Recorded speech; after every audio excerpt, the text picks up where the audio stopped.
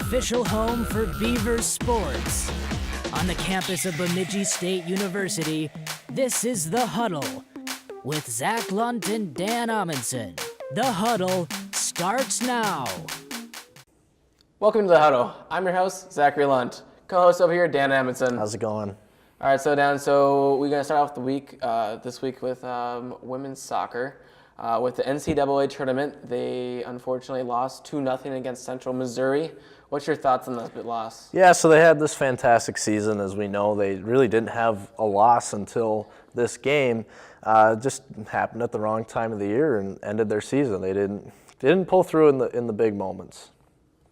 Yeah. So what's your thoughts like as a player? You take a loss like that. You've had pretty much an undefeated season. And then you go into playoffs in the NSIC and lose the first round, then go to the NCAA and lose the second round. What is it as a player like going into the next season possibly as well?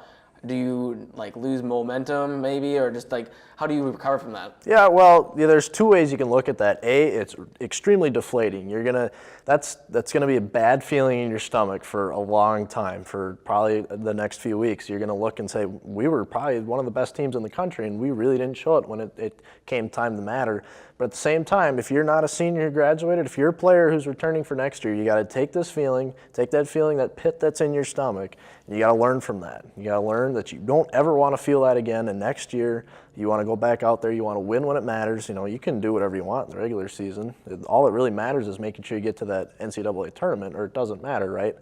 And so you get into that tournament, and you got to win when it matters, and so you just got to learn from that. Yeah, and next season they won't have Rachel Norton, which was their she had leading this career, leading for BSU for goals and assists for point-wise as well. So that's going to be a big loss for them. So hopefully the coach can keep it rolling and hopefully scout well and get some upcoming players. For sure. So let's transition into football here.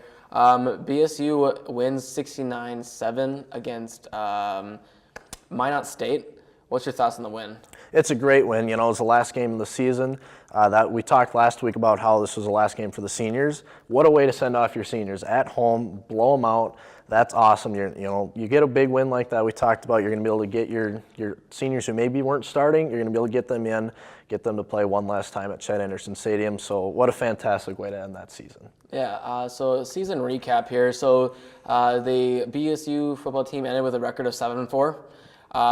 What's your thoughts on being 7-4? They had some games. Is this where you saw their record to be, or you think it was going to be more or less? Yeah, at the beginning of the season, before they started playing any games, I would have said, yeah, sure, 7-4, that'd be a really great season. Then they went on that roll, and I was saying, okay, maybe we got something going. Maybe we're going to make the tournament or whatever. But then, they went through that middle season, kind of that middle part of their season. The wheels kind of fell off the bus a little bit. Lost to Upper Iowa really kind of derailed them. But then it was just like we've been talking about the last few weeks. You don't want to completely derail. You want that momentum to kind of keep going and swing back up and end the season on a high note, and they did that despite having a not so good finish to the season. But they've got some tools and they got some lessons learned this season to set up a good season for next year. All right. So next thing we want to talk about here is what improvements do you think we can see, hopefully we'll see next year from BSU? Well, number one, I would say, is consistency. We saw times the defense looked outstanding throughout the year, and same things with the offense. But at other times, they didn't look as consistent. So you need to hammer down some consistency.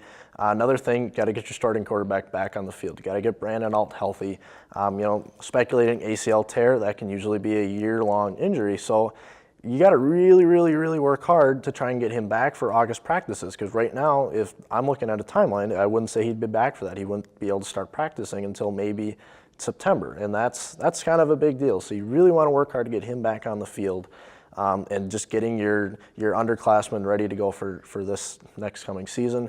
We saw a little glimmer of hope there with redshirt freshman Jake West in that Minot State game. He had a pick six. So that's really great to see some underclassmen stepping up because they're losing some key components as well this year. Yeah, I know they were bringing some younger players and also seniors out there, but they're bringing some younger players to see them come out. Hopefully they can see how they'll work for next season. Hopefully they can step up for the seniors that are going to be leaving, that are starting. So let's transition to our next topic. We got hockey.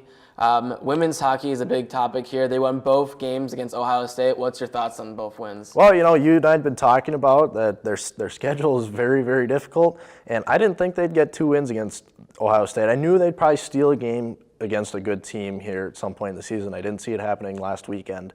Then to take both of them, that's really, really great. Ohio State was ranked number 4. I'm sure they won't be once the polls come out again. But yeah, it's a really good weekend. It's going to set up a good rest of the season because a lot of times you get that first win, things start falling into place, and you can rattle off a few more. Yeah. So with the win, I think it was 1-0. Was it for the first game Friday? Believe so. I think it was. Friday was 1-0, and then Saturday was 4-2. I remember that score for sure. That was pretty impressive just for anybody out there that didn't get to see the game. Next thing let's go into is men's. They have a split. They split their what am I trying to Series. say? Series. There you go. I just couldn't think of the word right there. They split the series there. They won Friday night 8-3, and they lost Saturday night 1-0. What's your thoughts on that kind of game? Well, it was a really great game on Friday. Scored 8 goals. That's outstanding. Got all good facets of that game working. You got defense, you got goaltending, you got scoring. It's a really great game, but you look back on Saturday, 1-0, very defensive game. You can kind of say there's sometimes an old joke in hockey that you scored too many goals in one night. You kind of got to save some for the next night. They kind of ran out of their goals, used them all up on Saturday when you didn't really need to. Obviously, you want to go and score as many goals in the game as you can, so that's never something you want to go and slow down on if you're in a game like an 8-3 game. But sometimes it's a common thing. You score 8 goals, you might not come back and score it all the next night. So it's disappointing. I would have thought they would have swept that series, especially after the big win, but also not an uncommon thing to lose a game like that. Yeah, they also, I think, the head coach for hockey for the men's was also saying a lot of bounces. They had a lot of bounces go their way on Friday and not a lot of bounces that went their way on Saturday. So a lot of the pucks on Saturday went over the net or on the side of the net, didn't go even in the net. So that's just another big thing there. Their next game is against St. Cloud's. What's your thoughts on this upcoming game? Yeah, it's going to be a tough weekend. St. Cloud ranked number 2. They're a very good team. They've been a really good team. Lost their head coach this past season as he went on to the University of Minnesota, but still got a great program. It's going to be a big test, and I'm going to be honest with you, I wouldn't be surprised if we don't win a game this weekend.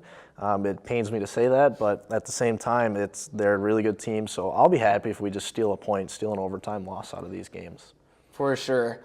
Well, that's all we got for this week. We'll see you guys next week.